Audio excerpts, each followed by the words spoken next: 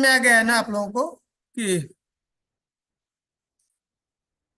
रागात्मिका भक्ति, मोटा मोटी मैंने बताया था कि जो है ये हम लोगों के दिमाग में फिक्स हो जाना चाहिए कि रागात्मिका भक्ति वो है, वो करते हैं जो कौन है, सिद्ध अवस्था में।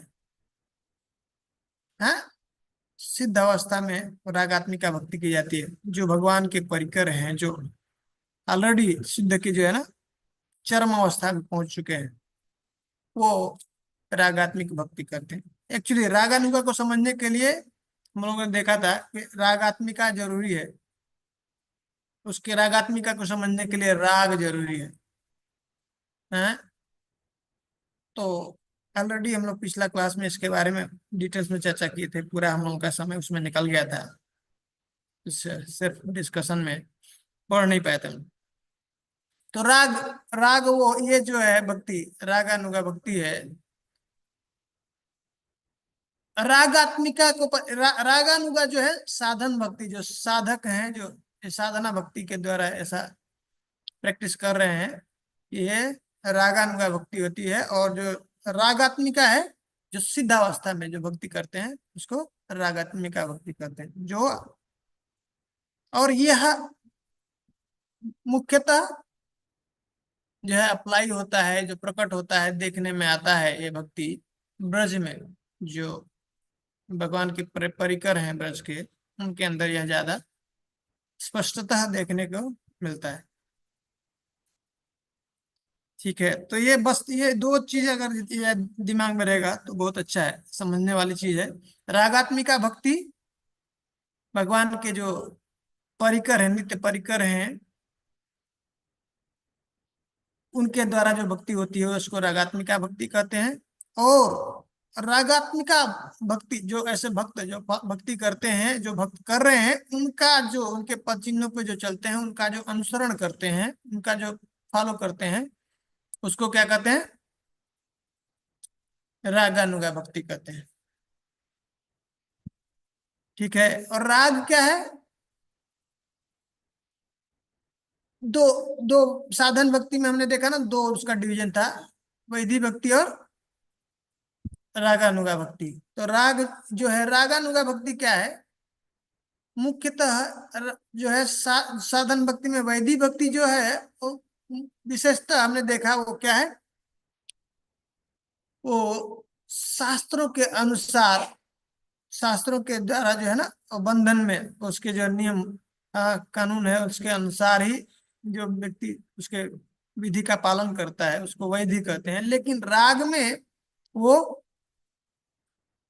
नियम जो है, शास्त्र के द्वारा जो आदेश है, वो मुख्य नहीं है। ऐसा नहीं कि यहाँ पे रागानुगा में नियम पालन नहीं करते, वैसे ही सब कुछ वैदिक विधि में जो भी 64 अंग है उसका पालन करते हैं। लेकिन जो मुख्य उनका जो फोर्स होता है, जो करते हैं भक्ति, उसका जो सार क्या है, राग है। राग मतलब जो बहुत तीव्र ऐसी आसक्ति है, गाढ़ आसक्ति है, उसको क्या कहते हैं, राग। जैसे अपने आप हम लोगों का स्वाभाविक क्या है, इंद्रियों का विषयों के साथ क्या होता है, अट्रैक्शन होता है। हम्म, उसके लिए ट्रेनिंग की जरूरत नहीं होती है। जैसे जिह्वा है, जिह्वा के साथ में इसका क्या है विषय, रस। है, रस, स्वाद। रस है। तो कोई भी ऐसे स्वादिष्ट जो भोज्य पदार्थ है, हम लोग खाने के लिए इसको ट्रेनिंग, किसी को ट्रेनिंग नहीं देनी पड़ती। रसगुल्ला खाने के लिए किसी को ट्रेनिंग देना पड़ता है? अपने नहीं आप प्रभु जी। विषय के प्रति ये हमारी जो इंद्रिया अपने आप आकर्षित हो जाती है। हाँ, आंखों को सुंदर देखने के लिए इसको चीज अच्छा लगता है। तो वैसे ही जो वृंदावन के जो परिकर हैं भगवान के, हाँ, उनको भगवान की सेवा के लिए ऐसे ऑटोमेटिक उनका उनका अब इसमें बोले राग आत्मिका, मतलब जो शरीर का जो प्राण कौन है, आत्मा है, आत्मा ही सार है। उसी तरह से वो जो भक्ति करते हैं रागात्मिका, उनका राग ही प्राण है, राग के आधार पे वो भक्ति करते हैं। ठीक है, इसलिए कभी कभी ऐसे रागानुगा भक्तों में भी, रागात्मिक भक्त में वो जो है नियम नियम के अनुसार वो लोग जो है, रागात्मिका जो भक्त हैं वो नियम, वो उनको शास्त्र का नियम का कुछ ऐसा लिमिटेशन नहीं रहता। ठीक है, तो राग, राग के ऊपर जो आधारित है, जो जो राग ही जिसका सार है, ऐसा जो भक्ति करते हैं उसको रागात्मिका भक्ति कहते हैं। और जो भक्त रागात्मिका भक्ति कर रहे हैं उनका कोई जो अनुसरण करता है, साधन व्यक्ति जो साधक है, वो ऐसे भक्ति को, जो जो ये क्या है, साधक जो पूरी जो है अपना सिद्ध अवस्था में, जैसे जो भक्त हैं भगवान के नित्य पार्षद हैं, जैसा भगवान का सेवा करते हैं, उनका अनुसरण कोई करता है, हाँ, उनको क्या कहते हैं, रागानुगा भक्ति। इतना समझ में आया? राग, रागात्मिका और रागानुगा। रागानुगा साधक जो भक्त हैं वो करते हैं, और रागात्मिका कौन करता है?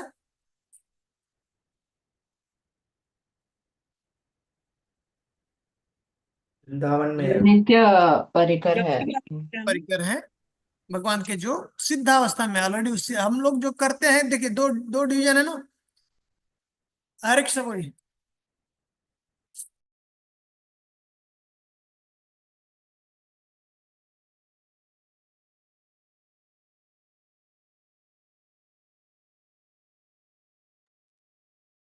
ठीक है, तो ये भक्ति के तीन ऐसे अलग अलग स्तर बताए, साधन भक्ति, भाव भक्ति और प्रेम भक्ति है। एक्चुअल में साधन और साध्य है। साधन में दो भक्ति बताया, दो प्रकार का, वैदिक भक्ति और रागानुगा भक्ति। और साध्य में दो डिवीजन किया था, भाव भक्ति और प्रेम भक्ति। ठीक है, तो वो जो रागात्मिका है वो ऑलरेडी जो है साध्य, साध्य उनको उनको लक्ष्य, उनको गोल प्राप्त हो चुका है। हाँ, उनको इस सब चीज की ट्रेनिंग की जरूरत नहीं है। और उस साध्य अवस्था में, सिद्धा अवस्था में, जब वो जो कोई भक्ति करता है उसको रागात्मिका भक्ति कहते हैं। और जो बिगनर है, नियोफाइट है, जो अभी साधन के स्टेज पे है, तो वो जो भक्ति करते हैं, उनके अनुसरण में जो रागात्मिका भक्ति कर रहे हैं, उनका जो अनुसरण करता है, पालन करता है, उसको रागानुगा भक्ति। इतना क्लियर है तो हम लोगों को आगे आसानी से सब कुछ समझ में आ जाएगा, दो चीजें क्लियर हो जाएंगी। जी प्रभु जी। अभी तब कोई पढ़िए आगे।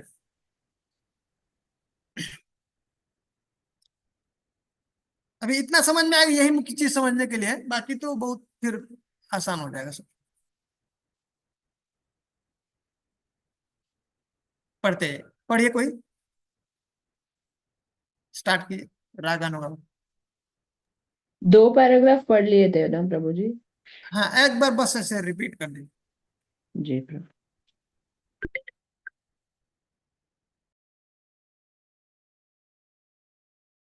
हरे कृष्णा प्रभु, कहाँ से पढ़ना है प्रभु? स्टार्टिंग से पढ़ेंगे। अध्याय 15 ना? जी माता जी। रागात्मिका भक्ति के उदाहरण वृंदावन में कृष्ण के सखाओं में आसानी से देखे जा सकते हैं। कृष्ण के साथ वृंदावन के वासियों के स्वतः स्फुरित आचार व्यवहार रागानुगा कहलाते हैं। इन व्यक्तियों को भक्ति के विषय में कुछ भी नहीं सीखना पड़ता हुए पहले से समस्त विधि विधानों में कुशल होते हैं और उन्हें भगवान की रागात्मिका भक्ति प्राप्त हो चुकी होती है रहती है।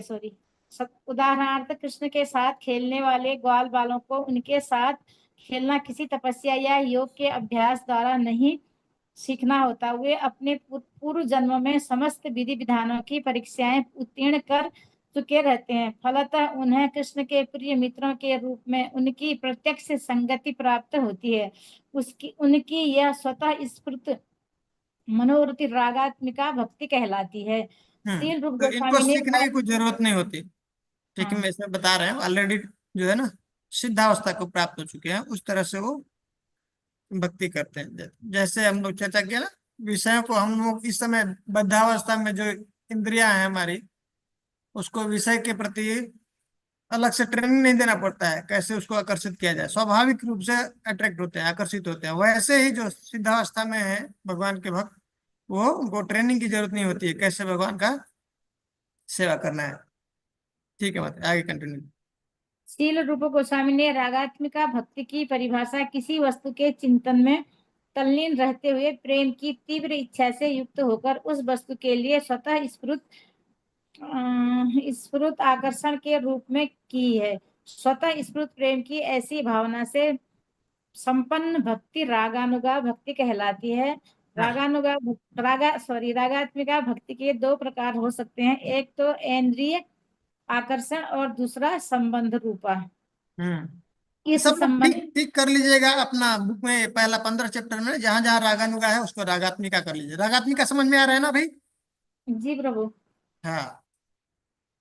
इस संदर्भ में श्रीमद् भागवतम में 7वें स्कंद के पहले 7वें स्कंद से नहीं 7वें स्कंद का 30वें श्लोक में युधिष्ठिर के प्रति नारद मुनि के कथन का उल्लेख किया जा सकता है, जहां नारद कहते हैं, हे राजन, ऐसे अनेक भक्त हैं जो अपनी इंद्रिय तृप्ति के लिए भगवान से ईर्ष्या या भय के कारण या उसका प्रेम युक्त सानिध्य चाहने के कारण भगवान के प्रति पहले आकृष्ट होते हैं। अंततः ये आकर्षण भौतिक कलम से रहित हो जाते हैं और पूजा करने वालों में धीरे धीरे आध्यात्मिक प्रेम विकसित होने लगता है, जिससे उन्हें शुद्ध भक्तों द्वारा अभिलाषित जीवन का लक्ष्य प्राप्त हो जाता है।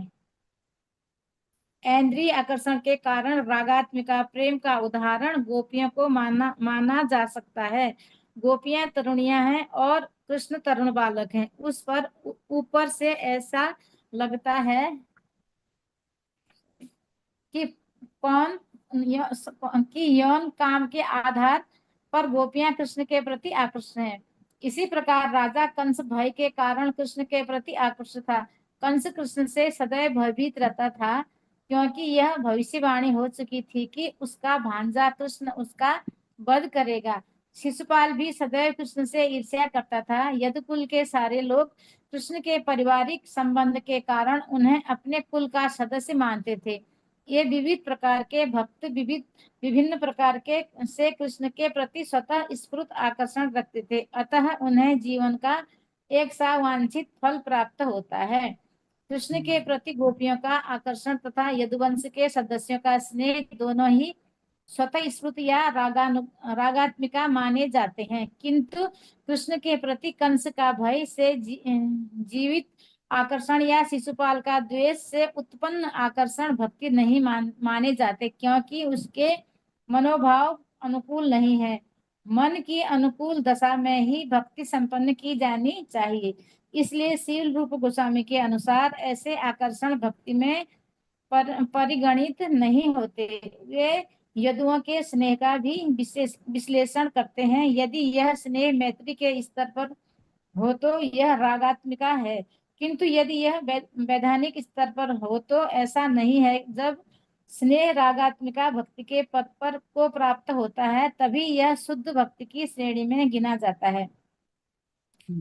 यह समझने में कठिनाई हो सकती है कि गोपियों तथा कंस दोनों को एक ही लक्ष्य प्राप्त हुआ, जबकि कंस तथा शिशुपाल के मनोभाव गोपियों से सर्वथा भिन्न थे। अच्छा अतएव इस ठीक है, बात मतलब रुक जाए, इसको थोड़ा समझ लेते हैं, फिर उसके बाद इसको बोलिए।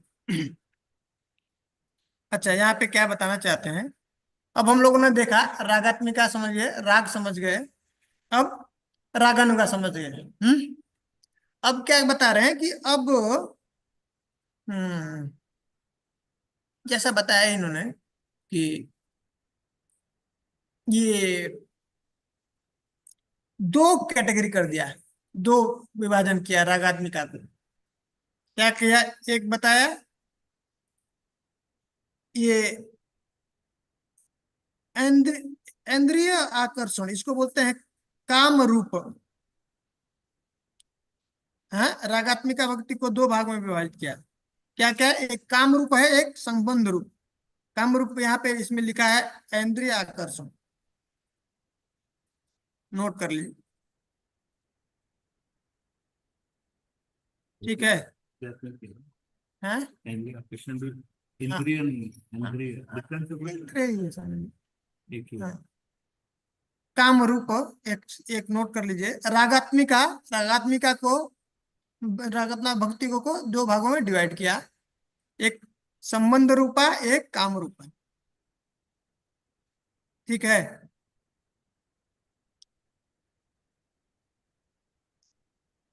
इतना समझ में आया? दो भागों में डिवाइड किया। अब क्या है? हैं?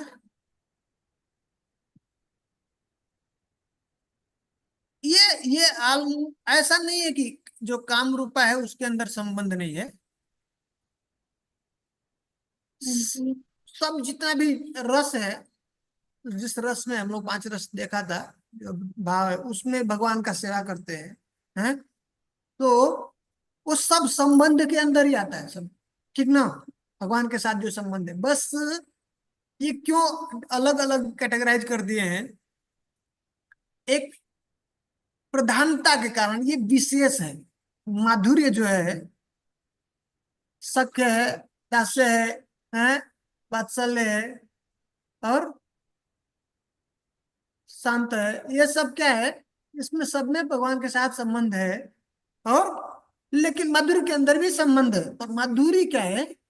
प्रधान है, श्रेष्ठ है, विशिष्ट है। इसके लिए इन्होंने क्या कर दिया, उसको बताने के लिए एक अलग कैटेगरी में बांट दिया, और कुछ है नहीं। समझ आ रहा है बात? हम्म। बस उसका विशेषता बताने के लिए जो माधुर्य भाव में जो भगवान का सेवा करते हैं, भजन करते हैं, वो क्या है? वो काम रूप है, उसको अलग कर दिया। एक्चुअली में एक ही है सभी। हाँ, रागात्मिका के अंदर सब संबंध, सबके अंदर संबंध है। हाँ, हाँ, रस, सब रस है। सब रस में, अलग अलग रस में भगवान के साथ में सेवा करते हैं। पर ये स्पेशल है, यहाँ श्रेष्ठ है, इसलिए थोड़ा सा इसको अलग कर दिया हूँ। ठीक ना? तो संबंध में बाकी सब आ जाएंगे। संबंध रूपा में जितने भगवान के सखा है ना, बाल बाल है, वात्सल्य है, जैसे, हाँ, हाँ, ये सब इसमें आ जाएंगे। और काम रूपा में मात्र माधुर्य। ठीक है? इतना समझ में आया? जी प्रभु जी। हाँ, सब कुछ सेम है, सब जैसे जो भाव में है सेवा करते हैं, वो सब संबंध के अंदर ही आता है। अब बस थोड़ा सा इसका स्पेशलिटी है, ये थोड़ा सा प्रधान है, स्पेशल है ये माधुरी, इसलिए उन्होंने क्या किया, उसका एक अलग कैटेगरी में बांट। अब ये जो है, कह रहे हैं, अब उदाहरण देके बता रहे हैं भागवत से, कि हमने जो है भागवत में भी ऐसा बताया है, उसके हिसाब से हमने ये जो है दोनों को ऐसा कैटेगराइज किया है, अलग अलग। हम्म।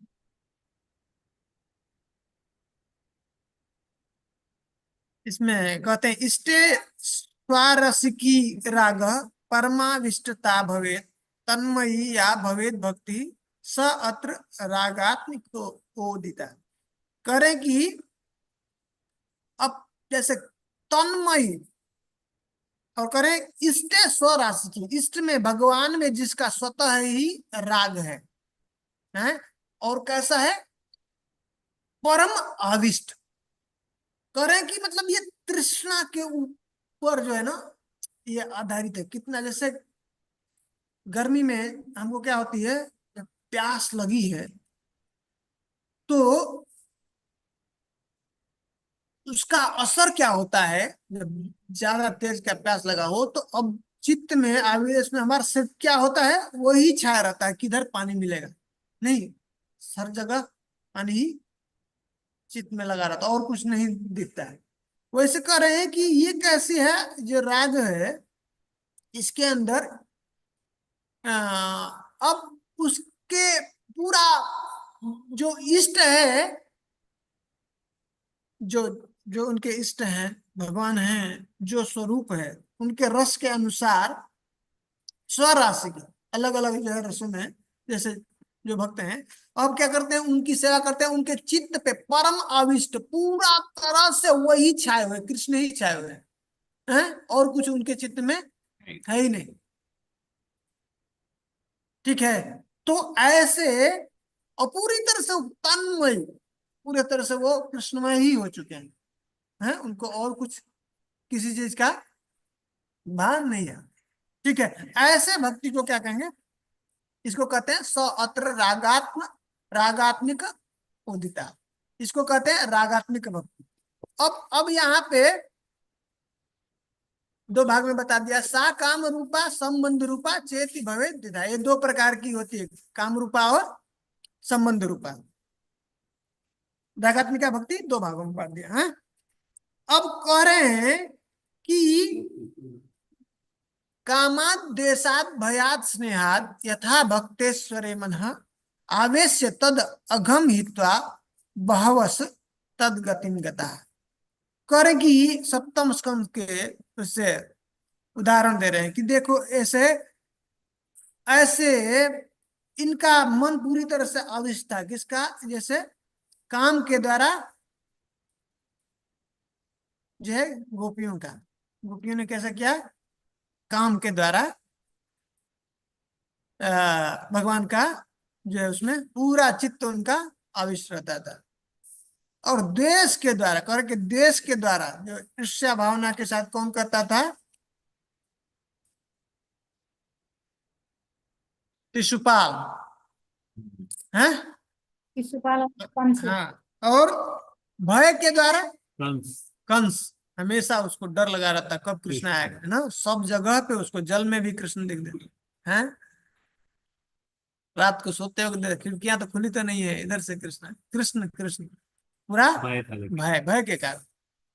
और स्नेह, कोई जो है स्नेह के कारण, इस तरह से क्या है, उनका मन पूरी तरह से भगवान में लगा रहता था, उनका चित्त के ऊपर पूरा ये आवेश, ये भगवान भगवान का ही सिर्फ चिंतन रहता था।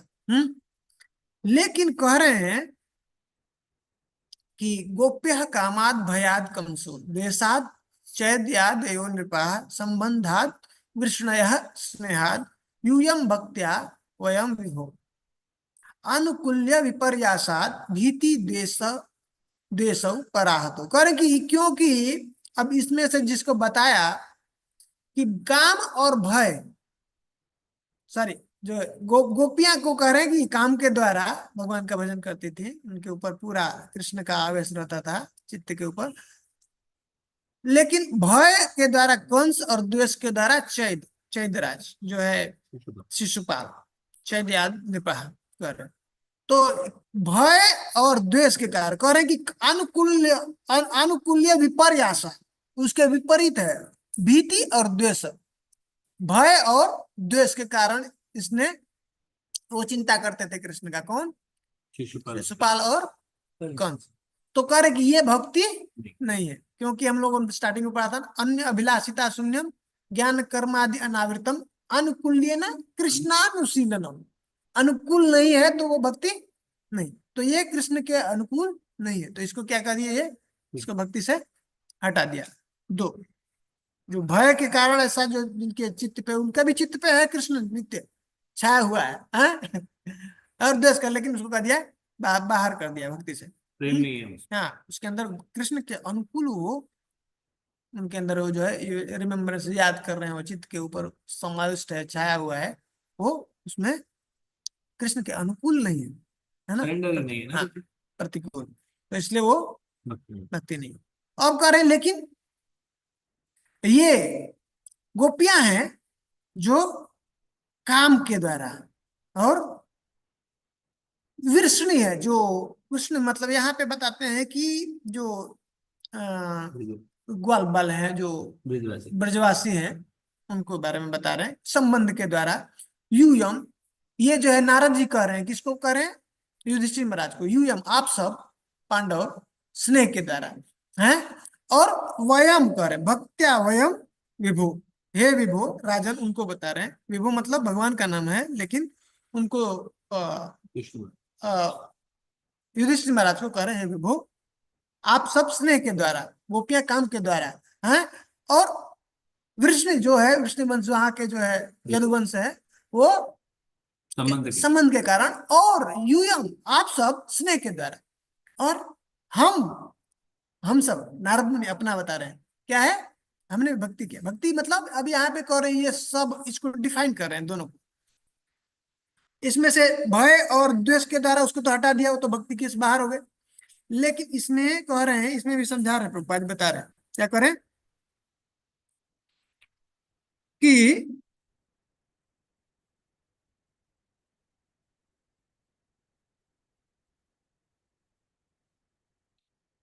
इसमें बताया है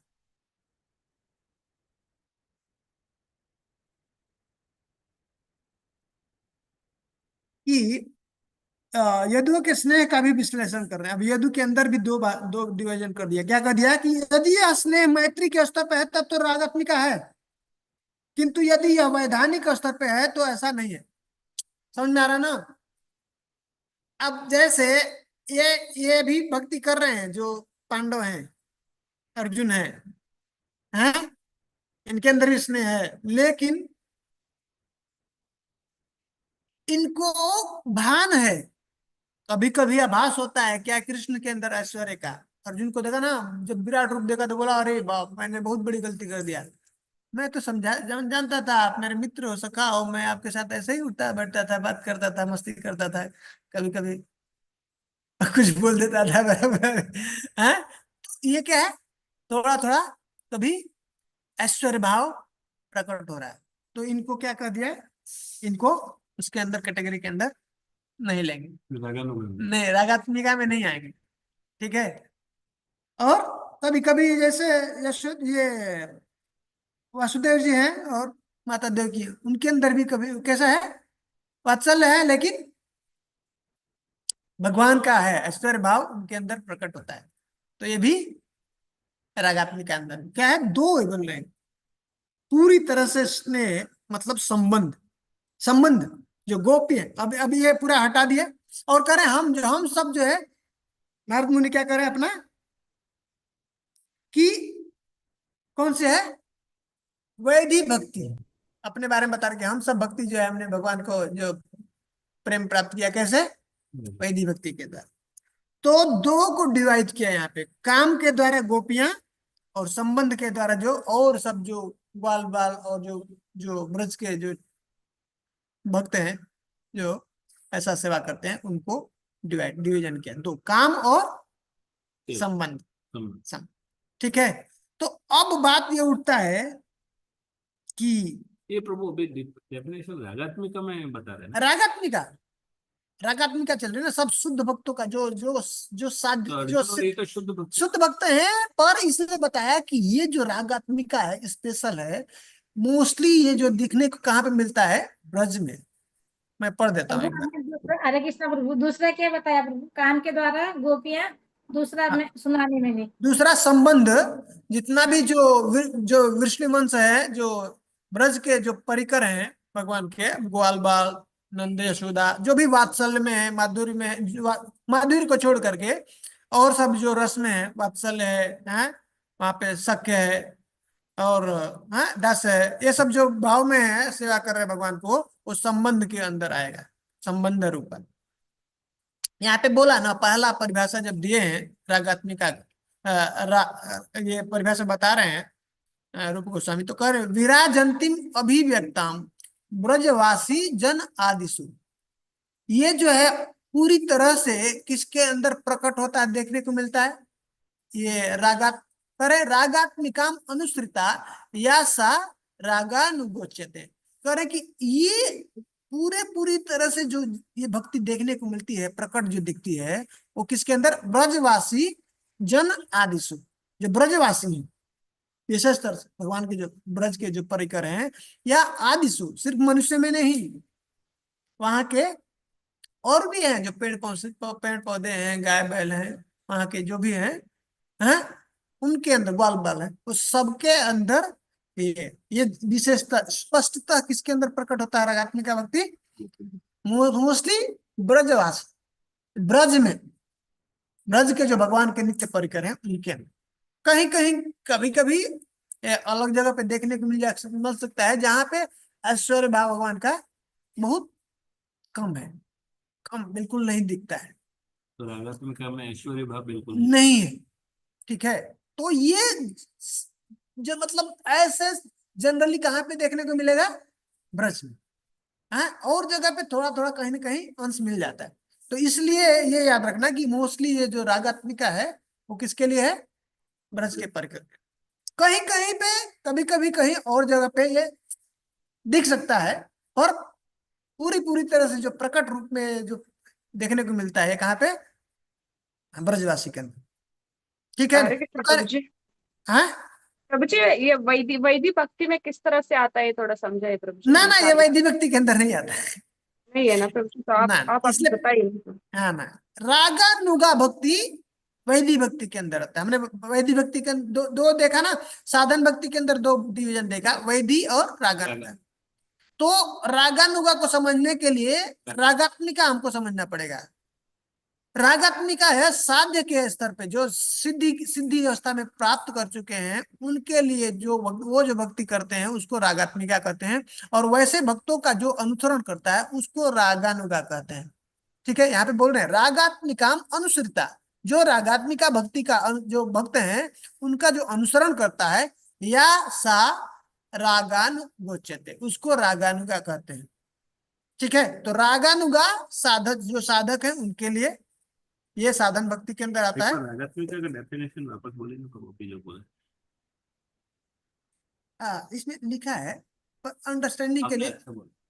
ये समझ लीजिए कि जो रागात्मिका भक्ति सब सिद्ध अवस्था में जो जो भक्त हैं, भगवान की सेवा करते हैं, हैं, ऐसे रागात्मिका भक्ति का जो अनुसरण करता है उसको क्या कहते हैं, रागम। ठीक है, तो यहाँ पे उन्होंने बताया कि संबंध में भी जो स्पेशल जिसके अंदर ये ऐश्वर्य भाव नहीं दिखता है, हाँ, तो उनको ही हम इसके अंदर काउंट करते हैं। नहीं तो दूसरे को हम जो है उसको हटा दिए, वो उसको जैसे अपना उदाहरण दे रहे हैं ये नारद जी, कि हम जो है हम सब किस कैटेगरी में आते हैं, वैधि भक्ति उदीरिता कहते हैं।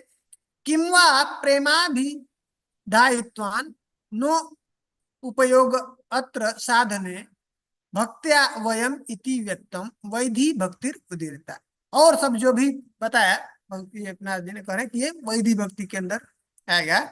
बाकी ये जो है ये साधन भक्ति के अंदर में नहीं आता है। ये जो गोपियां करती हैं, भगवान के जो परिकर है, नित्य परिकर हैं ब्रज में, गोपियां ग्वाल बाल और सब, वो सब क्या है, रागात्मिका। वो हमारे जो साधन भक्त उसको नहीं कर सकता है वैसे भक्ति किसी भी स्थिति में।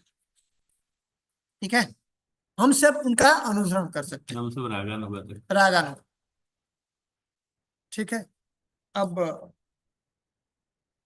अब अब यहाँ पे बता रहे हैं कि उसका परिणाम थोड़ा बता रहे हैं क्या होता है जब ऐसा भक्ति करते हैं। अभी पढ़िए यहाँ पर जो है, ये यह समझने में कठिनाई हो सकती है। करोगे? वैष्णव प्रभु जी में पढ़ते हैं। हाँ यह पढ़िए। समझने में कठिनाइयां हो सकती है कि गोपियां तथा कंस दोनों को एक ही लक्ष्य प्राप्त हुआ, जबकि कंस तथा शिशुपाल के मनोभाव गोपियों से सर्वथा भिन्न थे। अतएव इस बात को ठीक से समझना होगा, यद्यपि इन सबों का केंद्र बिंदु भगवान है और सभी भक्तों को वैकुंठ प्राप्त होता है, किंतु फिर भी इन दोनों प्रकार के जीवों में अंतर है। श्रीमद् भागवत के प्रथम स्कंद में कहा गया है कि परम सत्य एक है और वही निराकार ब्रह्म परमात्मा तथा भगवान के रूप में प्रकट होता है। यही एक आध्यात्मिक अंतर है। यद्यपि ब्रह्म परमात्मा और भगवान एक ही परम सत्य है, किंतु कंस या शिशुपाल जैसे भक्तों को केवल ब्रह्म तेज ही प्राप्त हो सका, उन्हें परमात्मा या भगवान का साक्षात्कार नहीं हुआ। यही अंतर है। हरे कृष्ण। आगे पढ़िए। पढ़ दीजिए आगे वाला। यहाँ पर सूर्य के गोलों तथा सूर्य प्रकाश का दृष्टांत प्रस्तुत किया जा सकता है। सूर्य प्रकाश में रहने का अर्थ यह नहीं होता कि कोई व्यक्ति सूर्य के गोले तक जा चुका है। सूर्य के गोले का ताप सूर्य प्रकाश धूप के ताप से भिन्न है। जो व्यक्ति जेट विमानों या अंतरिक्ष यानों में बैठकर सूर्य प्रकाश से गुजरे हैं, वे सूर्य के गोलों तक पहुंचे हो, यह आवश्यक नहीं। यद्यपि सूर्य प्रकाश तथा सूर्य का गोला एक है, फिर भी अंतर तो है ही, क्योंकि एक शक्ति ऊर्जा है और दूसरा शक्ति का स्रोत है। इसी प्रकार परम सत्य तथा उनका शारीरिक तेज एक साथ एक तथा भिन्न है। कंस तथा शिशुपाल को परम सत्य की प्राप्ति तो हुई, किंतु उन्हें गोलोक वृंदावन धाम में प्रविष्ट होने नहीं दिया गया। निर्विशेषवादियों तथा भगवान के शत्रुओं को ईश्वर के प्रति आकर्षण के कारण भगवत राज्य में प्रवेश करने की अनुमति तो दी जाती है, किंतु उन्हें वैकुंठ लोगों या भगवान के गोलोक वृंदावन में प्रविष्ट होने नहीं दिया जाता। राज्य में तथा राजा के महल में प्रवेश करना एक जैसा नहीं होता। हाँ, रुक जाइए मत। बस इतना समझने की बात है। कभी कभी हम लोगों के मन में ऐसा प्रश्न हो सकता है ना, यहाँ पे लिखा है कि दोनों को एक जैसा ही लक्ष्य प्राप्त हुआ, गोपियों में और कंस में, तो फिर भेद क्या है? हाँ, मार मार करके भी ऐसा भाव रख करके भी तो हम भजन कर सकते हैं भगवान का। तो बताते हैं कि नहीं, कैसा है? ब्रह्म परमात्मा और भगवान, पता ना, ब्रह्मेति भगवान, ब्रह्मेति परमात्मेति भगवानेति शब्द वदंती तत्तत्व विदस तत्वम यस ज्ञानम अद्वयम। ब्रह्मेति परमात्मेति भगवानेति शब्द, ये अलग अलग, ये अलग भेद नहीं है। भगवान ये तीनों जो है रूप है भगवान के ही है, स्वरूप है। ठीक है, भगवान का ही ये स्वरूप है परमात्मा, और भगवान से ही जो ज्योति निकल रही है उसको ब्रह्म ज्योति कहते हैं। तो ब्रह्म का मतलब ब्रह्म ज्योति। जो ब्रह्म ज्योति, तो प्रभुपा जी बता रहे हैं कि इसको ऐसे समझ सकते हैं कि भौतिक दृष्टि से जब हम इस भौतिक जगत में हैं, तो अगर कहेंगे आध्यात्मिक जगत, तो इसके अंदर सब आ जाएगा। ब्रह्म ज्योति है, वैकुंठ लोक और भगवान का धाम, ये सब आ जाएगा। लेकिन आध्यात्मिक दृष्टि से जब देखेंगे इसको, तो उसके अंदर भेद है। जैसे हम लोग कहें कि यहाँ से हम लोग दिल्ली जा रहे हैं, हम भी जा रहे हैं दिल्ली, आप भी जा रहे हैं और लोग भी जा रहे हैं। तो यहाँ से ऐसे लग रहा है कि हम दिल्ली जा रहे हैं, लेकिन वहां पे जाने के बाद आपका कहीं रहने का स्थान कहीं और हो सकता है, नहीं, अलग अलग। पहले कोई प्रधानमंत्री का कुछ असिस्टेंट है, तो उसका आवास जो है प्रधानमंत्री के जो है ना वो आसपास में जहाँ पे उनका उधर है, समझा रहा ना? तो वैसे भेद है वहां पे जाने के बाद। अब दिल्ली में पहुंच गए, सब लोग दिल्ली ही जा रहे हैं, लेकिन दिल्ली में जाने के बाद अलग अलग। अलग अलग उनका। वैसे ही ये सब वैकुंठ सब ये है स्पिरिचुअल वर्ल्ड के अंदर आएगा, ये ब्रह्म ज्योति। अब उसका स्पर्श नहीं है, भौतिक से स्पर्श नहीं, भौतिक से वो बाहर चल गया, जन्म मृत्यु से निवृत्त हो चुका है। ठीक है, लेकिन फिर भी वहां पे जाने के बाद इसमें डिफरेंस। भेद है। तो उसको समझा रहे हैं कि जैसे राजा का राज्य है, महल है और पूरा राज्य है, तो राज्य में बहुत सारे लोग ऐसे रहते हैं, है ना?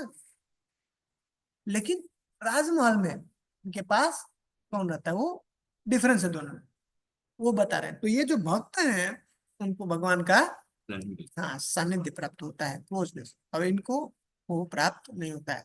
कि ब्रह्म ज्योति में जाके ऐसे विलीन रहते हैं। पर प्रभु ये भी जीव है ना, अपन उस डिफरेंट एंगल से देखें तो वो भी जीव है जो ब्रह्म ज्योति के जीव है ना, मतलब। तो फिर ये भी अगर इनको भगवान के महल में जाना है तो फिर से आना पड़ता है, आना पड़ेगा। तो वो वहां पे जाके ऐसे इच्छा कर रहे हैं। है अभी यहाँ से वो वहां चले गए, हाँ भगवान के राज्य में रह रहे हैं, लेकिन इनको राजमहल में जाना है फिर। हाँ, तो वो इच्छा आना चाहिए। इच्छा जब आएगा, इच्छा आता कैसे आएगा? इच्छा कब होता है? जब हम ऐसे लोगों के साथ संग करते हैं तो हमारा इच्छा वैसा जागृत होने लगता है ना? ऐसे जो नशा करते हैं उनको कैसे इच्छा आता है? अच्छा कर। ऐसे नहीं, बचपन कृपा जी कहते हैं बच्चा पैदा होता है तो उसको बीड़ी सिगरेट का ऐसा कुछ नशा का आदत नहीं रहता। संकेत। जब संग देखता है ना उसको, उसके अंदर इच्छा वैसे जागृत होती है, तो तब वो सब सीखता है।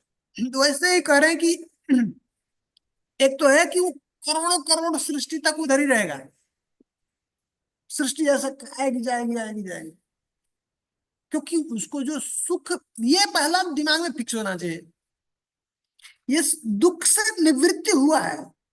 जो सुख मिलता है जीवात्मा को, सुख तभी मिलता है जब भगवान की सेवा के संपर्क में आता है। जब सेवा नहीं करेगा कृष्ण का, तब तक उसको जो सुख मिलना चाहिए, जैसे हाथ है, ये हिस पुस हरा भरा कब रहेगा, जैसे पेड़ से जो है ना पत्ती उसकी जुड़ी हुई, तभी वो हिस पुस है। ऐसे हाथ जुड़ा है शरीर से तो खुश है।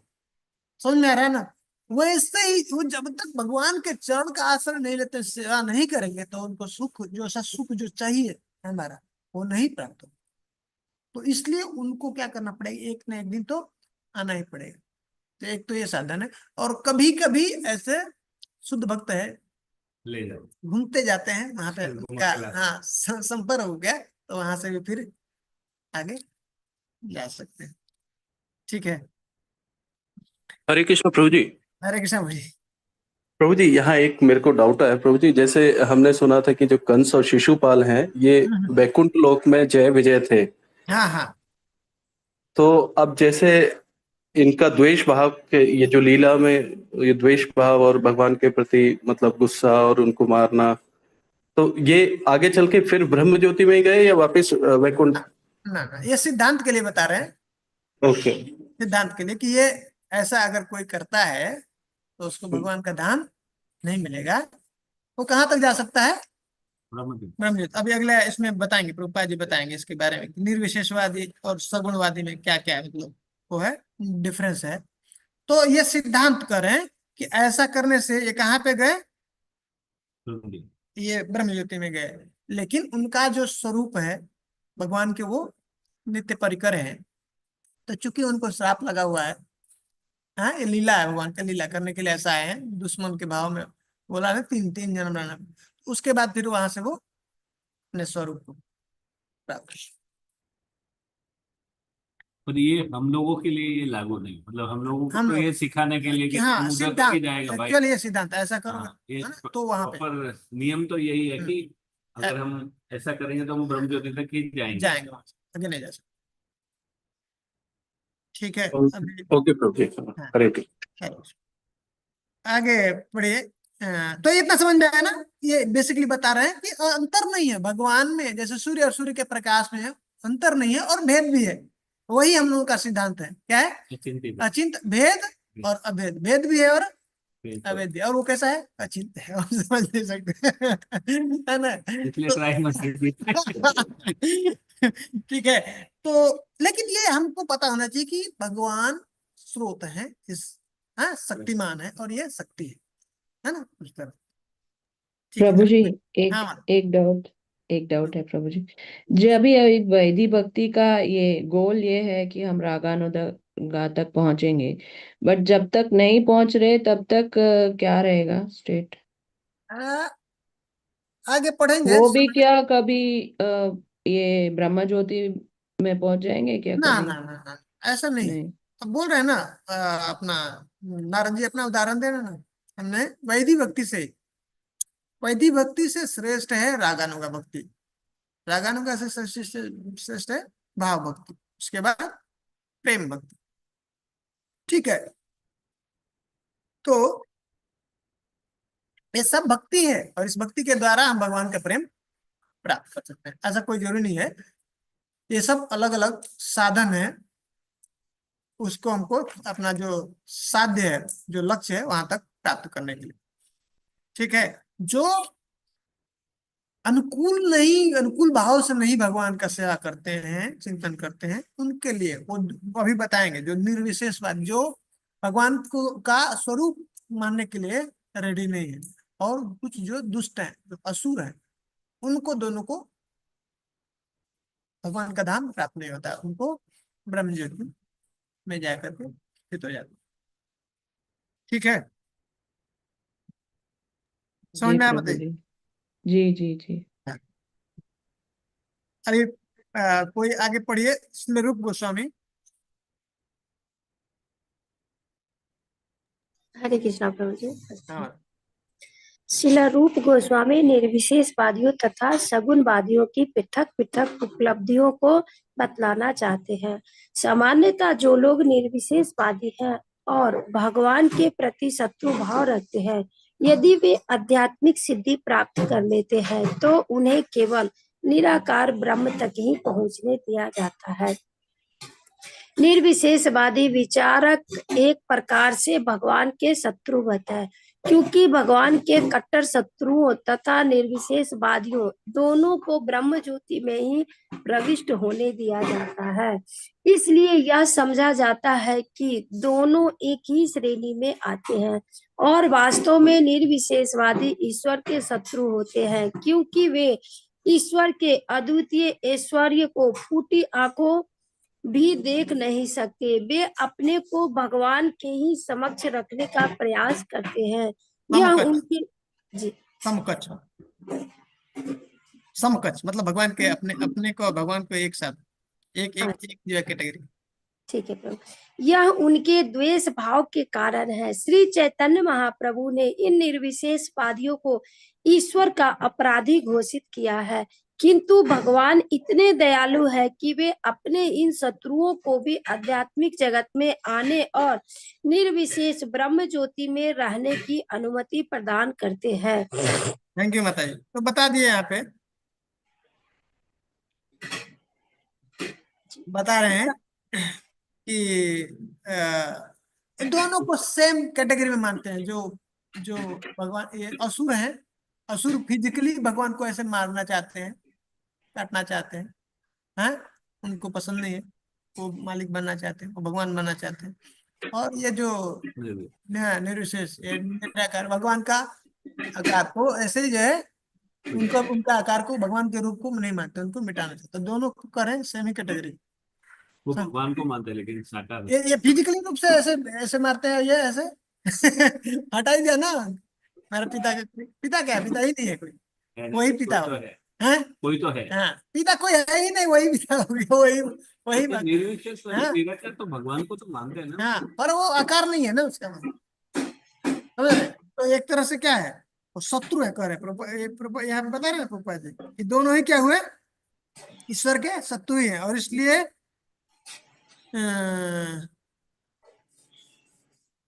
प्रभु चैतन्य महाप्रभु कह रहे हैं कि ये दोनों ही अपराधी अपराधी हैं।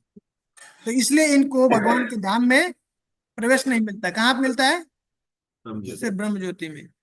करें प्रभुपाद जी करें कि फिर भी ये भगवान इतने दयालु हैं कि उनको फिर भी अपना धाम जो है ब्रह्म ज्योति में जाने का अनुमति देते हैं। उसके आगे ये लोग नहीं जा सकते। तो ये ब्रह्म ज्योति वाले वापस आते हैं। हाँ, आते हैं ना। हाँ?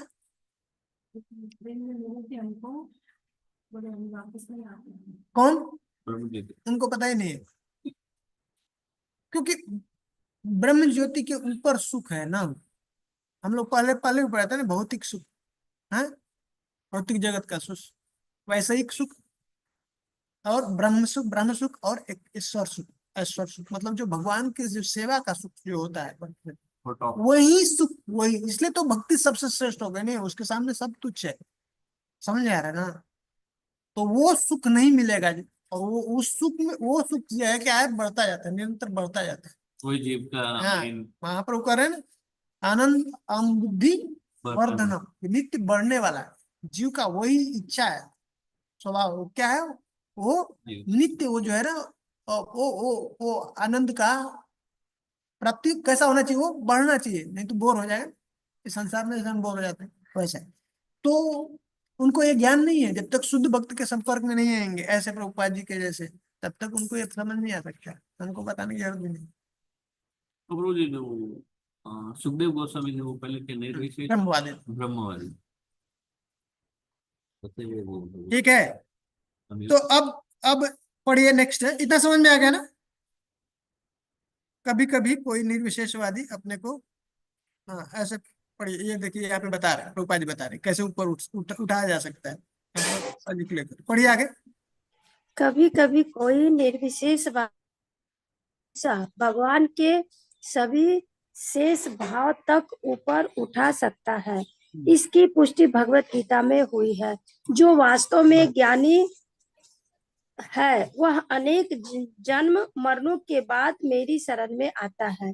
ऐसी शरणागति से निर्विशेषवादी वैकुंठ लोक को जा सकता है, जहाँ शरणागत जीव के तौर पर उसे भगवान जैसा शारीरिक सारूप्य प्राप्त होता है।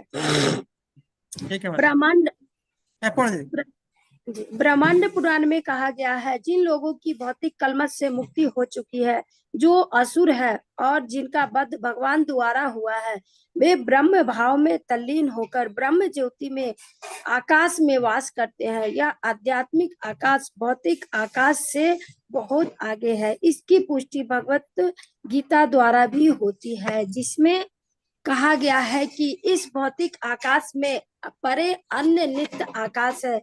इस ब्रह्म ज्योति में शत्रुओं तथा निर्विशेषवादियों को प्रवेश होने दिया जा सकता है, किंतु कृष्ण के भक्त सीधे वैकुंठ लोक को जाते हैं।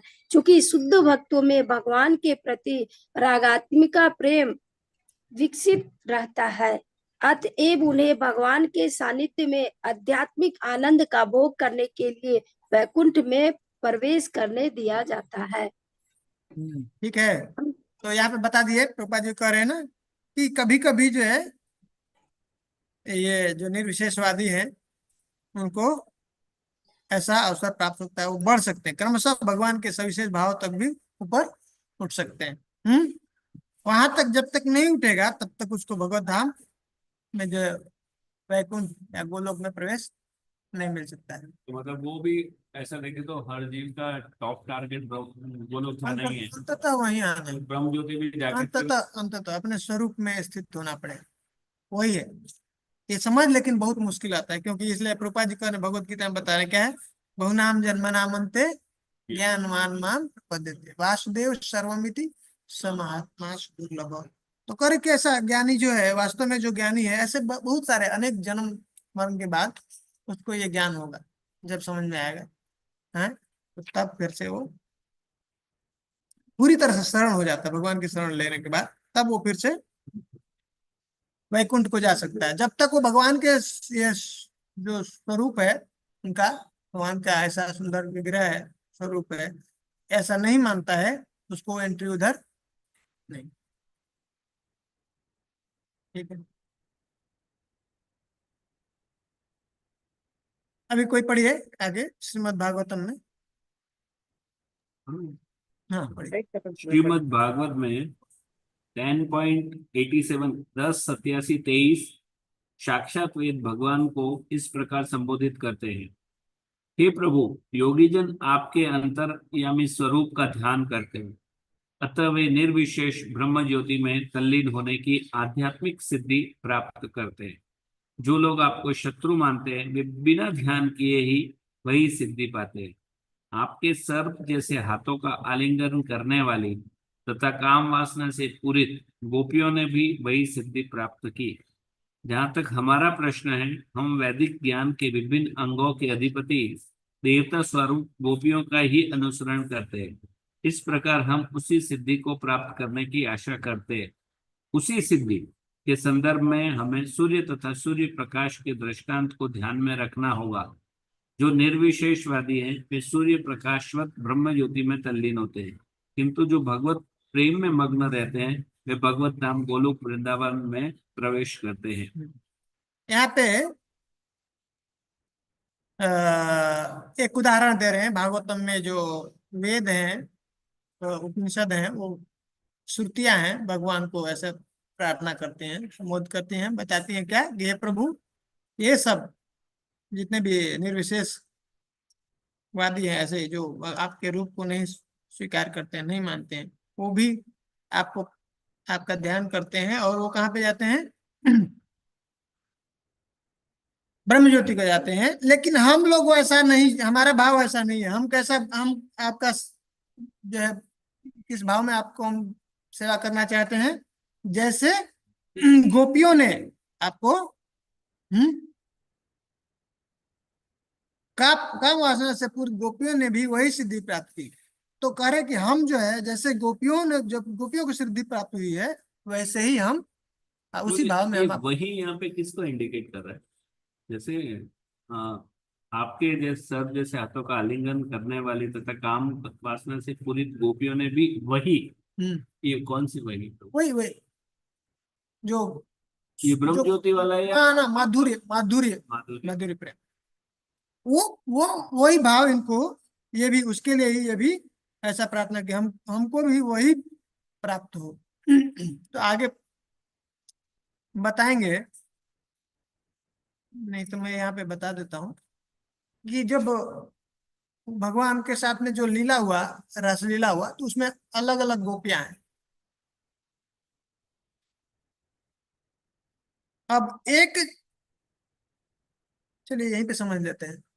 एक एक जो गोपी है नित्य परिकर है, ठीक है, भगवान की, ठीक है। दूसरा गोपी, अब कभी कभी हम लोगों के मन में ये भाव आ सकता है ना कि क्या गोपियां तो स्त्री रूप में है ना, तो जो ये जो सेवा है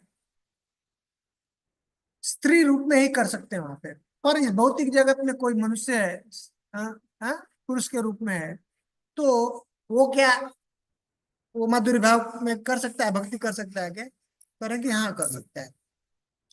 तो उदाहरण देते हैं कि जो जब भगवान राम ऐसे दंडकारण्य में जा रहे थे, तो बहुत सारे ऐसे, हाँ, ऋषि हैं, उनके मन में ऐसा इच्छा हुआ भगवान के प्रति कैसा माधुर्य भाव में सेवा करने का। तो वो भगवान ने स्वीकार कर लिया था, भगवान राम ने स्वीकार किया, लेकिन उस समय वो क्या है, ऐसा लीला कर रहे थे, एक पत्नी, हाँ, ऐसा व्रत लिया। तो वो सभी, उनको नेक्स्ट लाइफ में भगवान जब आए, कृष्ण यहाँ पे आए, तो उनको ऐसा अवसर प्राप्त हुआ यहाँ पे ब्रज में, उनका गोपियों के से जगत से उनका जन्म हुआ, गोपी बनने का ऐसा सौभाग्य प्राप्त हुआ। और तब भगवान की लीला में वो शामिल हुए थे। तो एक तो निज जो है, निज परिकर हैं, जो भगवान के साथ जो हमेशा गोलोक वृंदावन में रहते हैं, वो आते हैं, लेके आते हैं उनको।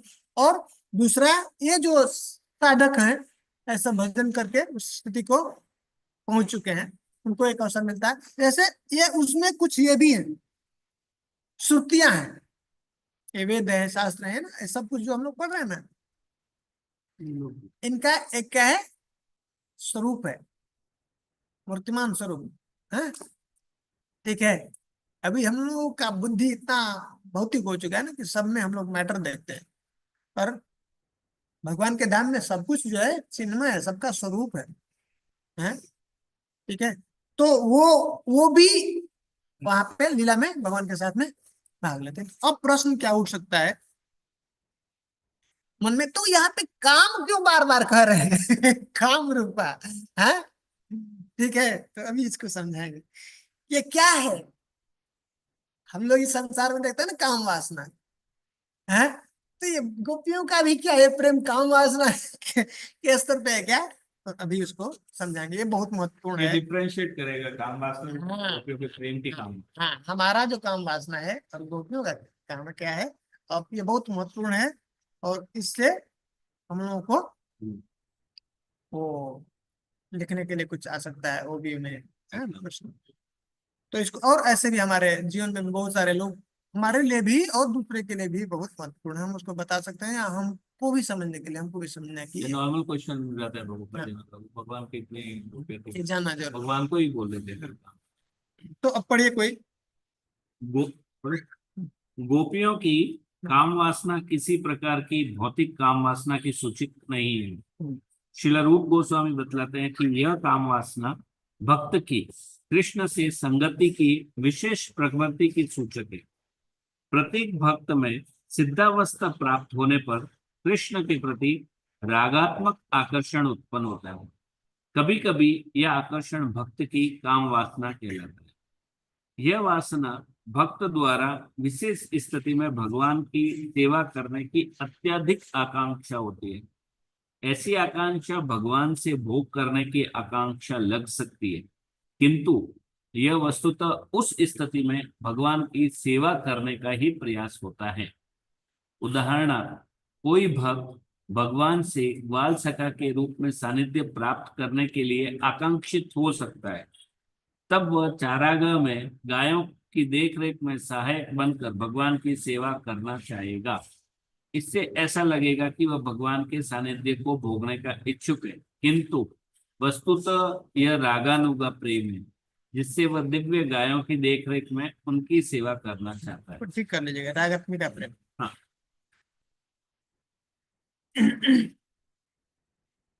ठीक है। तो अब बात यह है कि इस भौतिक जगत में प्रेम नहीं है, तो प्रेम को समझना बहुत मुश्किल है। यहाँ पे क्या है, काम को ही हम काम के द्वारा समझ सकते हैं प्रेम को। प्रेम क्या है, काम क्या है। इस प्रेम जो है भगवान के धाम में है और वहां का विकृत रूप, हाँ, बिगड़ा हुआ जो रूप प्रतिबिंब यहाँ पे, हाँ, कर है उसको चेतन चेतामित में उसका परिभाषा देते हैं। आत्मा इंद्रिय वृत्ति वांछा, हाँ, ये क्या बोलते हैं, तार बोले काम। अगर हम कोई भी काम करते हैं, कोई भी हमारे मन में ऐसा इच्छा होती है जिससे हमारी इंद्रिय तृप्ति की ऐसी कामना है, हाँ, अपना भोग करना चाहते, अपनी इंद्रिय तृप्ति करना चाहते हैं, तो वो क्या है, काम है। लेकिन वही चीज अगर बदल दे, हाँ, कृष्ण इंद्रिय, हाँ, कृष्ण इंद्रिय तृप्ति कर, कृष्ण इंद्रिय वांछा, तार बोले प्रेम, उसको क्या कहते हैं, प्रेम, वही प्रेम है। तो ये हमारे दृष्टि से ऐसा देखने को लग सकता है कि क्या है, ये काम है। थोड़ा मुश्किल है। ये क्या है, क्रिया सेम है, क्रिया सेम है पर भाव का अंतर हो जाता है। पर फिजिकली तो वो भी वहां पे क्रिया में नहीं आएगा ना। ये समझेंगे पहले हम लोग क्योंकि अभी ये अगला जो अब पढ़ने वाले हैं तो इसको पढ़ेंगे, समझ में आएगा ये सब चीज भी जो आगे चर्चा करना, इससे समझ में आएगा। क्योंकि वो वहां पे थोड़ा डिटेल्स में इसको समझाएंगे, अभी बताएंगे इसको, ठीक है। ये हम लोग इतना बधे हैं ना शरीर में, तो इसलिए थोड़ा सा ये मुश्किल लगता है समझने के लिए। शरीर से जब ऊपर उठेंगे तो फिर ये आसान होगा। ये शरीर से ऊपर की स्थिति क्या है, देहात्म बुद्धि से जब ऊपर उठ जाएंगे ना, तब का है। अभी अभी इसको हम लोग पढ़ेंगे तो डिटेल समझ में आएगा।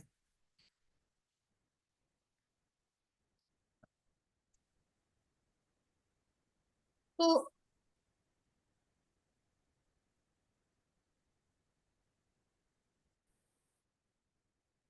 जैसा बताया ना इसको, कि वो स्थिति को प्राप्त करने के लिए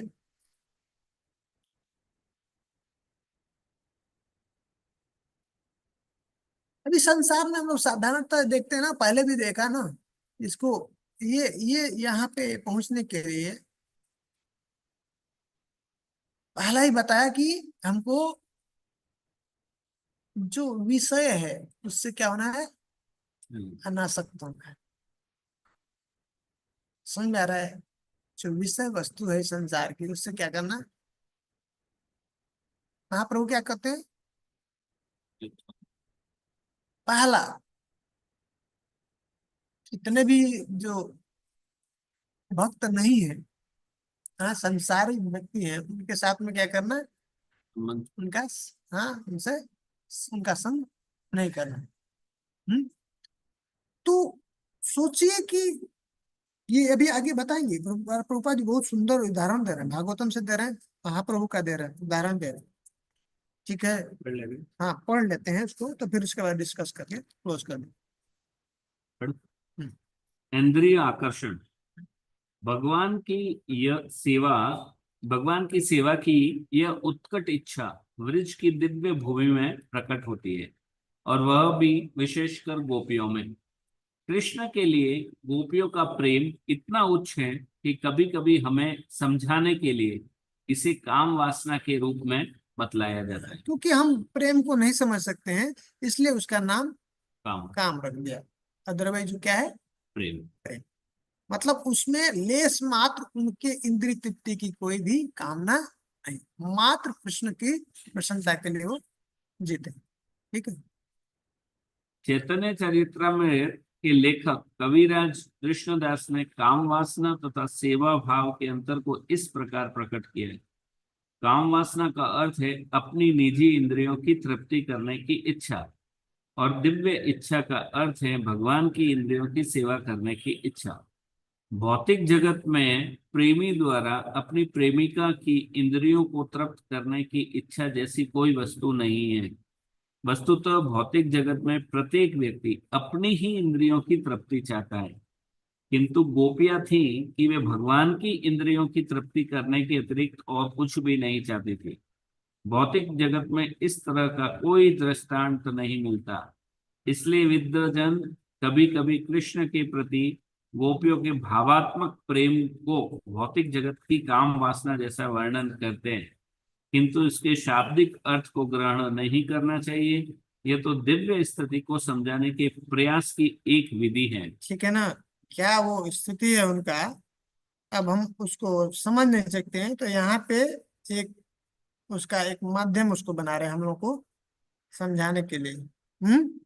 प्रेम है, इस संसार में कोई प्रेम नहीं, जो कुछ भी है सब कुछ मिश्रित रूप से।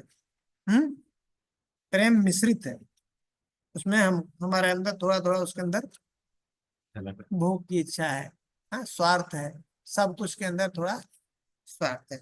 तो वो जो प्रेम है क्या है, शुद्ध शुद्ध सत्व रूप। यहाँ पे क्या है, जो सत्व सत्व भी है क्या है, मिक्स है, वो क्या है, पूर्ण शुद्ध है उस स्टेज। अभी पढ़िए, दो उदाहरण देंगे, दो तीन उदाहरण दे रहे हैं। उद्धव जैसे महान भक्त भगवान के परम प्रिय मित्र हैं और वे सभी गोपियों के पद चिन्हों का अनुसरण करने की कामना करते हैं।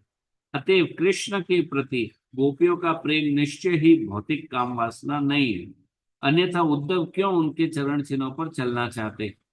दूसरा दृष्टांत स्वयं चैतन्य महाप्रभु का है। संन्यास स्वीकार कर लेने के बाद वे स्त्रियों के सानिध्य से दूर रहते थे, तो भी उन्होंने यह शिक्षा दी कि गोपियों ने जिस विधि से कृष्ण की पूजा की उससे बढ़कर कोई अन्य विधि नहीं है।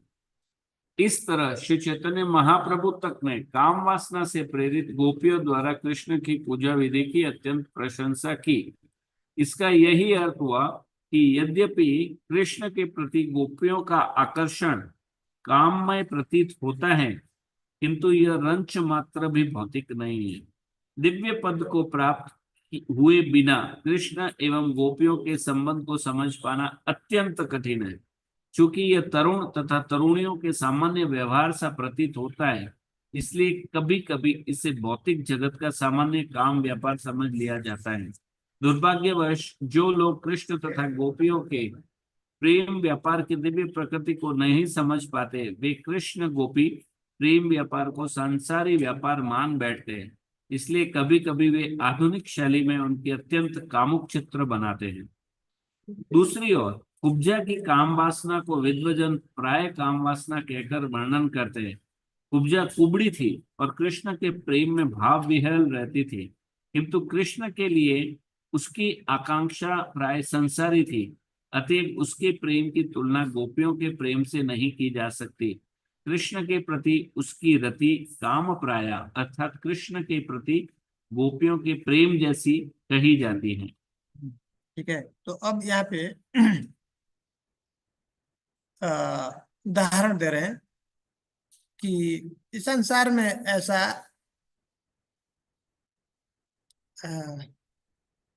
देखने को मिलता है, जो दो युवक युवती हैं ऐसा, और उसको ही वो क्या सोचते हैं, प्रेम समझते हैं। और जब वो व्यक्ति ऐसे शरीर के स्तर पे होता है, तो वैसा ही भगवान भगवान भी कैसे हैं, तरुण है, युवक हैं, और जो है गोपियां भी। तो जब वो जो उनका साथ में जो आदान प्रदान होता है, उनको भी वो क्या सोचते हैं, ये भी हाँ हमारे ही जैसा है, ये बहुत खतरनाक है। तो उसको सावधान कर रहे हैं, बता रहे हैं कि उद्धव जैसे महान भक्त हैं भगवान के, वो उस चरम अवस्था पे हैं। ठीक है, उनको भगवान ये गोपियों के अंदर क्या स्थिति है प्रेम की, उसको दर्शाने के लिए, बताने के लिए उन्होंने क्या किया, उनको द्वारका से वृंदावन भेजा। और जब गए वहां पे, तो ग्वाल बाल वहां पे सखा और सब जो वहां के भक्त हैं भगवान के, और स्पेशली गोपी, जब उनका प्रेम देखा तो क्या कामना कर रहे थे वो, कि मैं, इतना श्रेष्ठ है उनका प्रेम भगवान के प्रति, कि वो ऐसा कामना कर रहे थे कि मेरा जन्म यहाँ पे हो, कैसा जन्म हो, लता पता के, ताकि इनके चरणों का रज मेरे सिर पे। आज भी है वहां उधर जी, वृंदावन, है वृंदावन। कौन सा सरोवर है? कुसुम उद्धव सर, कंठ हाँ उधर उधर उद्धव कुसुम सरोवर के पास, वहां गए पे। थे एक बार। हम्म, वहां पे पहला भागवत नंबर। हेलो। यह तो आज भी वो पता के रूप में, लता के रूप में ऐसा है वहां उधर जी। तो इससे सब ये क्या समझ में आता है कि ये क्या ये जो गोपियां हैं, इनका ये जो काम भावना है, ये क्या है? साधारण हमारा साधारण पुरुष का है? ऐसा हुआ तो पहला बात याद रख लीजिए कि थोड़ी सी स्थिति अच्छी हो जाती है, थोड़ी सी भक्ति करेंगे अच्छा से, तो उसके बाद कैसा होता है कि ये जो अभी नेचुरल जो अट्रैक्शन है स्त्री पुरुष का, वो कम कम हो जाता है, खत्म हो जाता है। अब उसको बॉक्स ही दिखता है। मॉडल दिखता है, जैसे आप एंटर करते हैं ना, अच्छा, वो आत्मा के स्तर पे कभी कभी एंटर करते हैं दुकान में, तो बाहर कुत्ता डाल के रखते हैं, सब फुटी रही। हैं? समझ आ रहा है? वही दिखता है, उसको आत्मा दिखने लगता है। ठीक है ना? करें ना, चाणक्य पंडित कहते हैं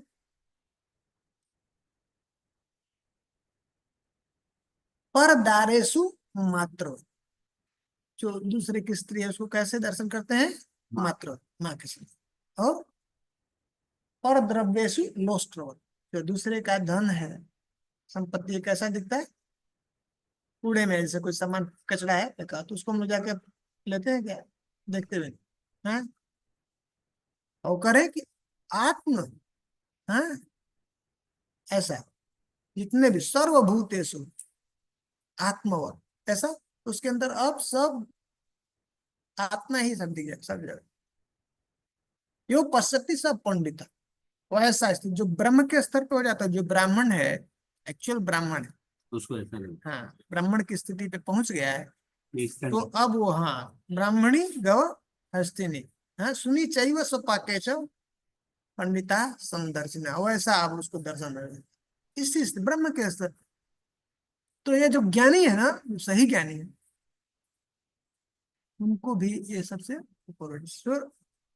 जो फेक है उनकी बात नहीं, फेक योगी की बात नहीं, एक्चुअल योगी है, एक्चुअल ज्ञानी है, उनको अभी सबसे संसार की किसी प्रकार का कोई भोग है उससे इंटरेस्ट नहीं, इंटरेस्ट है तो ये फेक है।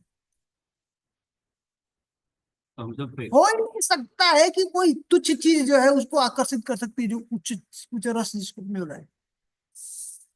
समझ आ रहा है? मतलब उसको मिला ही नहीं, ढोंग कर रहा है। समझ में आ रहा है ना? कभी हो ही नहीं सकता। उसी स्थिति में ज्ञानी, मतलब उसको पता चल गया ये क्या है, आत्मा अलग है और ये प्रकृति अलग है, और ये जो बॉडी जो है क्या है, प्रकृति है, प्रोडक्ट प्रोडक्ट है, इसका एक्सपायरी है, आत्मा का एक्सपायरी नहीं है, भगवान का अंश है वो। समझ में आता है? तो इससे उसका कुछ लेना देना नहीं रहता, संपर्क ही छूट जाता है। तो करे उस स्थिति पे उद्धव जी स्थिति पे है, और वो ऐसा कामना कर रहे हैं कि मुझे जन्म मिले यहाँ पे, कैसा? क्योंकि ये जो आपके जो ऐसे भक्त हैं, बाल बाल या गोपियां, इनका, और सबसे उसमें बोल रहे स्पेशल गोपियों के पद चिन्हों का अनुसरण, उनका सिर हमारे का जो चरण रज जो है हमारे सिर पर।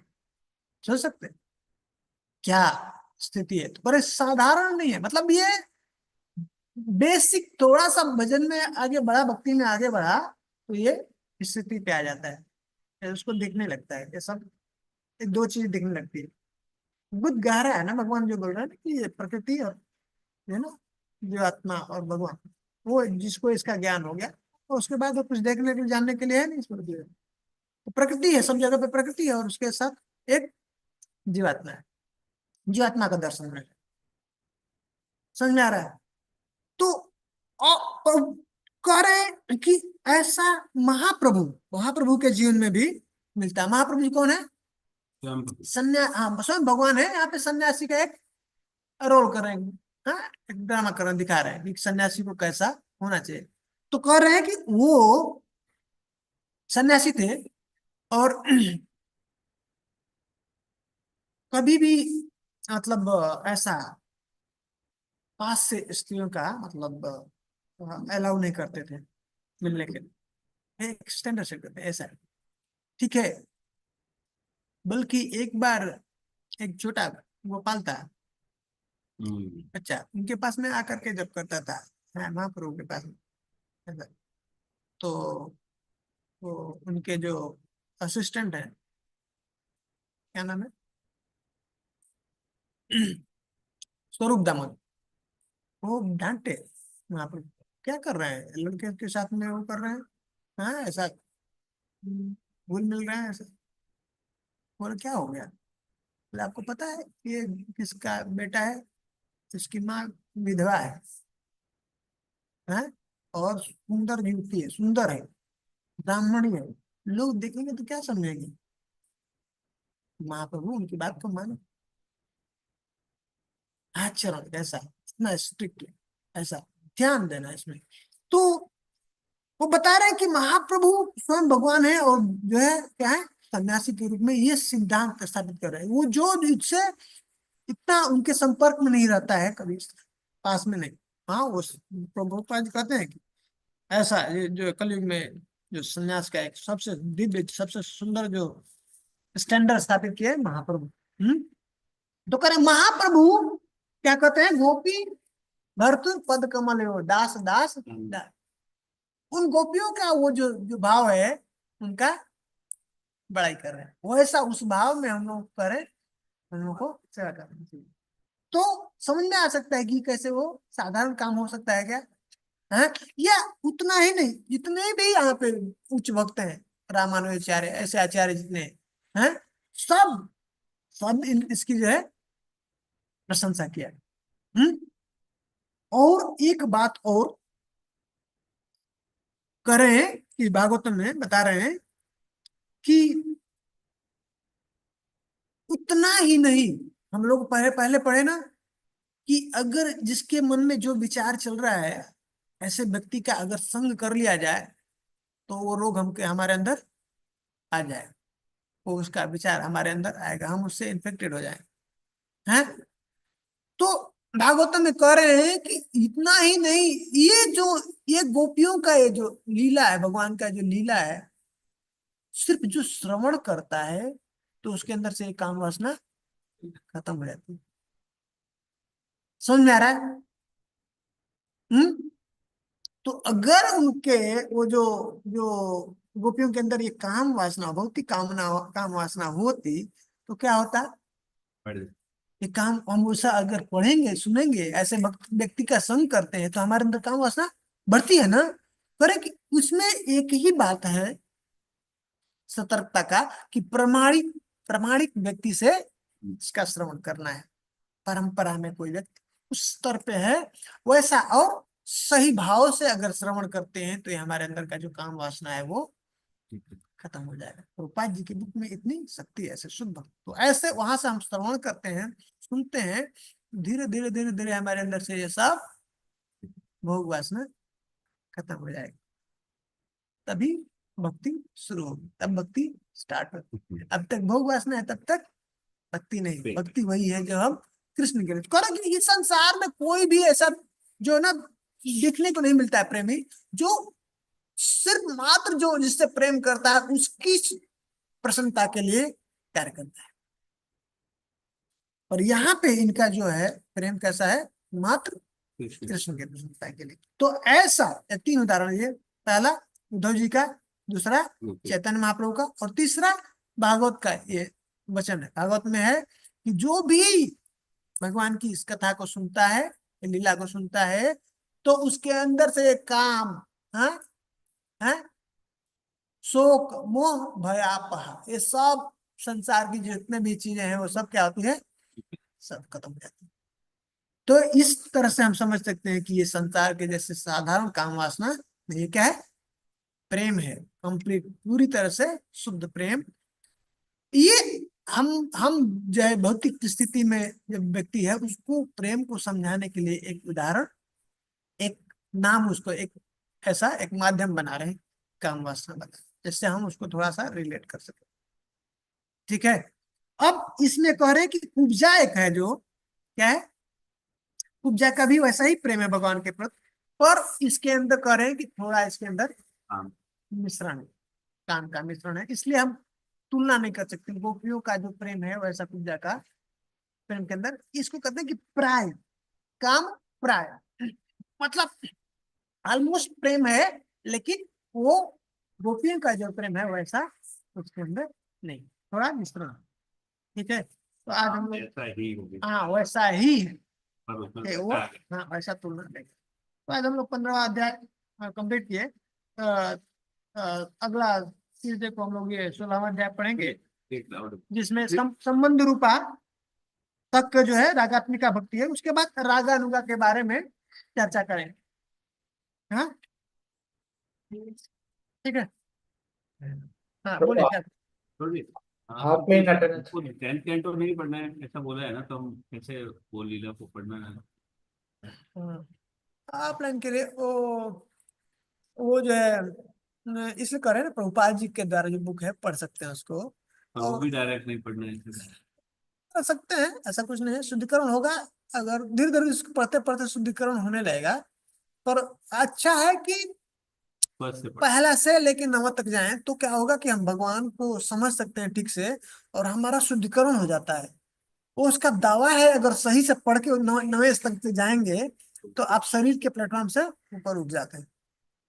और जब तक शरीर के प्लेटफॉर्म से ऊपर नहीं उठेंगे तो उसको हम ठीक से नहीं समझ सकते हैं, गड़बड़ होगा वहां।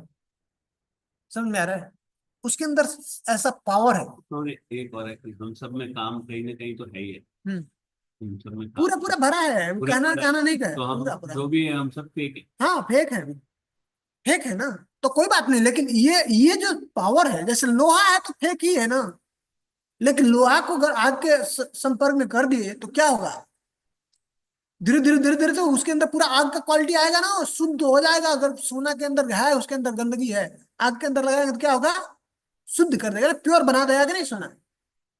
तो प्योर तो हम है ही, ऊपर का आवरण हटे। है ना, प्योर तो हम है ही। प्रभुपाद जी कह रहे हैं ना कि हम लोग क्या है, जैसे जल है, बारिश की बूंद है, वो क्या है, प्योर है। वो वातावरण की, भौतिक वातावरण के संपर्क में जब आती है तो क्या होती है, धूमिल हो जाती है, उसके अंदर गंदगी थोड़ा सा मिक्स हो जाता है। मिट्टी के अंदर आए तो उसके अंदर भी और फिर कीचड़ हो गया। लेकिन ऐसा नहीं, उसको प्यूरिफाई करके फिर से हम पीने योग्य बना सकते, शुद्ध बना सकते, डिस्टिल बनाता है ना। समझ में आ रहा है, शुद्ध तो है, आत्मा तो है, सदैव शुद्ध है, भगवान का अंश है, तो उसके अंदर कोई गंदगी हो ही नहीं सकती। ऊपर के क्या है, आवरण जो चेतना है धूमिल हो गई, इसलिए महाप्रभु कहे चेतो दर्पण मार्जन, उसको क्या करना है, मार्जन करके फिर से हम पवित्र है ही। कवरिंग होगी, ढक गए, हम गंदे हो गए ऐसे गंदा सोचने लगे, हाँ भगवान से अलग हट करके हम भोग करने की भावना सोचने लगे। ठीक है, पर जीवात्मा के अंदर नहीं है, स्वरूप जो उसका स्वरूप जो है एक्चुअल में क्या है, नित्य भगवान का दास। हाँ, जीवेरा स्वरूप है नित्य, वो वही वो गंदा डाल दिया, गंदा हटा देना है, तो वापस हमारा वही स्थिति है ही। उसी स्थिति में हम सुख रह सकते हैं। तो वही है मुक्ति का अन्यथा रूपम स्वरूपेण व्यवस्थित, वो स्वरूप में आ गए बस मुक्त हो, मुक्ति। और स्वरूप क्या है, जीवेर स्वरूप है कृष्ण, कृष्ण का नित्य दास। वो हम जो ऊपर कवरिंग हटा डाल दिए उसको बस हटा देना।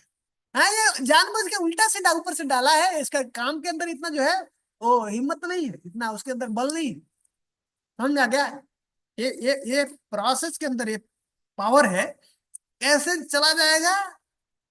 बीड़ी सिगरेट जो लोग पीते थे, जुआ करते थे, संसार के जो जो बाहरी जो फॉरेन में है, अमेरिका, प्रभुपाद जी के जो नहीं, उनको सोचते भी हैं क्या, ये हम लोग जो है चाय पीने का इसका नशा इतना लगा रहता था, सोचते हैं क्या अभी, हैं कैसे चला गया, नहीं ये गंदगी है, ऐसे झाड़ दिया खत्म, और फिर आएगा नहीं। अच्छा, ऐसे ये भी जो है थोड़ा गहरा है ना, गहरा है, अनेक जन्मों से अलग अलग योनियों में ऐसा हमारे साथ में हुआ, उसका आदत पड़ा हुआ। और ये इसके संपर्क में आने से जब वो सुख मिलेगा, वो सुख नहीं मिला है, तो तब तक हम जो है इधर उधर ऐसा भटक रहे हैं, परेशान है, वो परेशान कर रहा है। जब एक बार वो सुख मिलेगा, फिर ये हम भी एक समय में 10 चाय पीते थे। हाँ एक समय में 10 चाय पीते थे दिन में। हाँ, तो कम हो गया ना, खत्म हो गया, अब इच्छा भी नहीं करता। ऐसा ऐसे ही ये भी जो है सही से पालन करेंगे, जैसा आचार्य ने बताया, कैसे जाएगा आपको पता भी नहीं चलेगा, याद भी नहीं आएगा उसका। हाँ, इच्छा भी नहीं करेगा, चाय देखते हैं तो इच्छा करती है क्या, नहीं, शुरू में एक होता था चुप या कर छोड़ जाए। तो ऐसे जाएगा, ऐसे जो जिसकी गहराई ज्यादा है, थोड़ा ज्यादा समय, लेकिन ये प्रोसेस इतनी पावरफुल है, ये रहेगा। सब चला जाएगा। और हम अपने ओरिजिनल स्थिति में आके जो आनंद प्राप्त करेंगे ना, एक कुछ नहीं है, तुच्छ है शेषा, वो हमको बस पाना है, करना है, इसके अंदर शक्ति है। ठीक है, हरे कृष्णा प्रभु जी। हरे कृष्ण बताइए। प्रभु वो आप लास्ट टाइम भी एक थोड़ा बताए थे, बट अभी वो एक डाउट था कि इन जो सोल्स इन भगवान की इंटरनल एनर्जी के जो उसमें है, और जो सोल्स भगवान के मार्जिनल एनर्जी में है, उनमें क्या डिफरेंस है प्रभु जी? आगे अगले बार पढ़ेंगे, इसके बारे में चर्चा करेंगे। हाँ बताइए, आज टाइम हो गया है, तो याद हाँ। दिले। प्रभु ऑफलाइन अटेंडेंस। ऑफलाइन में जितेंद्र प्रभु जी है, और हेम गात्री माता जी, मनोहरिणी माता जी, मनोहरिणी श्री रूप माता जी, और अपने माधव करण। आकले ये पढ़ तो हाँ माता जी, प्रभु ये मनोहरिणी माता जी न्यू है प्रभु, क्योंकि मनोहरिणी श्री रूप। वो पहले नहीं थे प्रभु, या उनका। हाँ नहीं, पहले पहले भी थी। ओके। ठीक है, बहुत बहुत धन्यवाद आप लोगों का। शिला प्रभुपाद की जय, जय स्वामी सिंधु की जय, शिला रूप जय गोस्वामी की। जय। हरे कृष्ण हरे हरे कृष्ण कृष्ण कृष्ण हरे हरे हरे राम हरे राम हरे राम राम राम हरे की जय। जय।